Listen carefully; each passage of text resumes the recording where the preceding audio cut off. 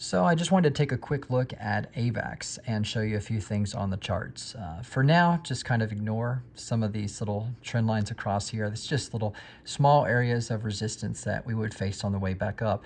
But what I really want you to take a look at is essentially this trend line right here, because this one's very important. Basically, this one touched a few different times, and it's been resistance as we've continued to go across here, and then we're right at it right now. Let me zoom in to make it a little bit easier for you guys to see.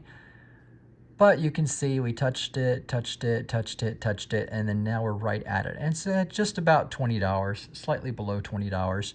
And also, this is the 4-hour chart. This is the 200 moving average. So that's a level of support as well too. So we have a few levels of support where we're at right now. But if Bitcoin dumps, that controls the whole market. So where would Avax possibly fall? Well, there is this Fibonacci level right here at about $18.50 or about $18.55 or so. That's been also a level of resistance and support as well too, as near as like actually right there.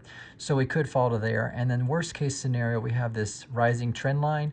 We did break this rising trend line once here, but it was very quick and it came right back up. So a lot of times you can just sort of chop those off and you can continue on with the times that it's actually shown to be a very good, neat resistance or support. And so that trend line comes in right around $17. And the thing is, as long as we print a higher low, which is about $16 right here, $17 would be another higher low and would continue the trend to higher levels potentially.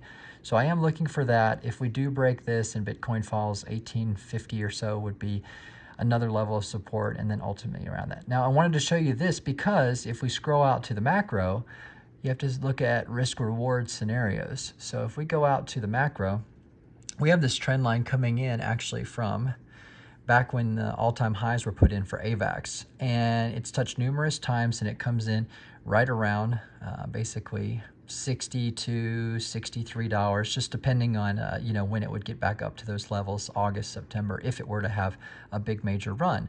But you can see there's also just hardly any resistance in this part because we just basically fell straight down. So as far as a risk reward scenario goes, like a stop loss around $16, with an entry of around $18 or $19, gives only about $1 or $2 to the downside in loss, as long as, of course, you have the stop loss in there and you don't take a loss in case it, cascades or breaks lower. But essentially, you only have $1 or $2 down on the downside. But if we were to retouch levels up here to 40 or 50 or even $60, I mean, that's a crazy risk reward scenario. So also one other thing too about Avax that makes me bullish on it is Avax versus BTC. Basically, this is a comparison of how Avax is trading against BTC. And right now, Avax has been on a tear and really moving strong against Bitcoin. It has basically created this trend line, and it's actually coming down very close to the bottom of the trend line. And that's also the 4-hour 200 moving average right here as well too. So you can essentially see that Avax versus BTC is very strong as well too. So if Bitcoin moves up, Avax could move up very strong as well. So anyway, that's some analysis on Avax, and hopefully that's very helpful. Of course, nothing's financial advice. Trade at your own risk, but just trade carefully with stop losses and create good risk reward scenarios, and you win over the long term. So anyway, take care and have a great day, guys.